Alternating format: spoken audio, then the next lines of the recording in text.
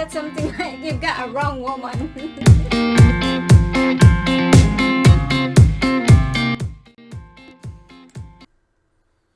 Hello and welcome back to Literally England. I'm Tim And I am Cheryl. and today we're going to take a look at English idioms. An idiom is a collection of words that have figurative meaning. Idioms often don't make sense to non-native speakers. They can confuse English students because it can be difficult to work out their exact meaning. So, here are some examples. Cheryl, are you ready to try and guess some of these? Okay, I am not really good with idioms, but I will try my best to guess the meaning. Okay, here's the first one. Oh, I'm really feeling under the weather. Right, for me that sounds like you are not feeling well.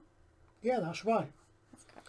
The origin of that is that the weather certainly affects our mood, and so poor weather can make us feel miserable or even unwell. So you can see the connection there between weather making us feel unwell and the phrase I'm feeling under the weather means that you're actually feeling unwell. Next one. Don't beat around the bush. Don't beat around the bush. That's difficult, I have no idea. Okay, that means to avoid making your point or not speaking directly. This probably originates from hunting, where beaters were employed to flush out animals, and a beater would beat the ground or beat the bushes to flush out the animals. So if you're beating around the bush, you're avoiding beating the bush directly and thereby flushing out the animal. So beating around the bush means to avoid making your point or not speaking directly. Next one. Stop cutting corners. For my understanding, it's like just straight to the point. Yeah, that's good. It means you're missing out processes to save time or money. So cutting corners means you're missing something out. And it's also synonymous with poor quality. So for example, if you ask a bunch of students to run around a track, most of them naturally will cut the corners to try and save time. So the phrase cutting corners means that you're missing something out, you're trying to find the easiest option, and it's usually closely linked to things that are of poor quality. Here's the next one. Oh, come on, it's not rocket science. It is not difficult. Yeah, well done. Usually means it's not complicated. And this is because there's a perception that rocket science is complicated, when in fact it isn't. Isaac Newton's third law of motion states that for every action, there is an equal and opposite reaction. So rocket science in itself is not difficult. The engineering, however, is complicated. So if you're going to say something's not rocket science, what you're really saying is, oh, come on, it's not very complicated. Next one. Pull yourself together. Calm down or be patient. Yeah, exactly.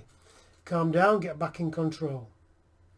The origin of this is probably because when you lose control, it can feel like you're falling apart. So if you tell someone to pull themselves back together, what you're really saying is get a grip, get in control, calm down. Here's a strange one. We'll cross that bridge when we come to it. We'll cross the bridge when we come to it.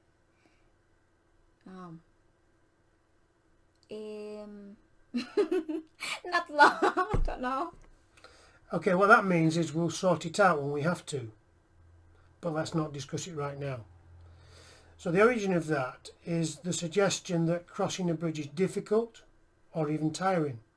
So let's not do it unless we have to. So we'll cross that bridge when we come to it means we'll sort it out some other time. We'll do it when we have to do it. Next one. A penny for your thoughts. A penny for your thoughts. It's like, give me an idea. Give me an idea. Sort of, it means tell me what you're thinking. And a penny is a coin. So this is a suggestion that I want to know what you're thinking so much that I'm prepared to pay you for it to find out. So a penny for your thoughts means, oh, come on, please tell me what you're thinking. You're barking up the wrong tree. That's something like you got a wrong woman. Or you got a wrong person. Something like that. Yeah, it means you're following the wrong line of inquiry or you're looking in the wrong place. The origin of this is probably the use of dogs to chase or hunt other animals. And when they chase them and when those animals run up the tree, the dog will stand at the bottom of the tree and bark to indicate that the prey is somewhere in that tree. So therefore, if the dog is barking up the wrong tree, the dog's in entirely the wrong place, and that means that he's barking up the wrong tree. He's in the wrong place, he's following the wrong line of inquiry. Next one. That costs an arm and a leg. Sounds like it's difficult for me. Difficult. It's difficult. You're in a situation where it's difficult to, you know. It really relates to the cost of something. So what we're really saying here is that's something very expensive. That costs an arm and a leg. Because you can't buy body parts, they're priceless, that's the link. It costs an arm and a leg, it means it's very expensive. You need to play devil's advocate. I have no idea. That's a difficult one. A devil's advocate is someone who looks at the other viewpoint. Someone who's prepared to say, well, have you thought about this as an alternative?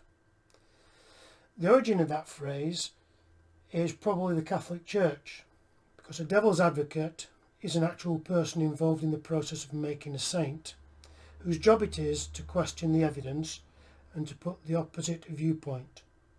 So a devil's advocate is someone who's prepared to look at the other viewpoint.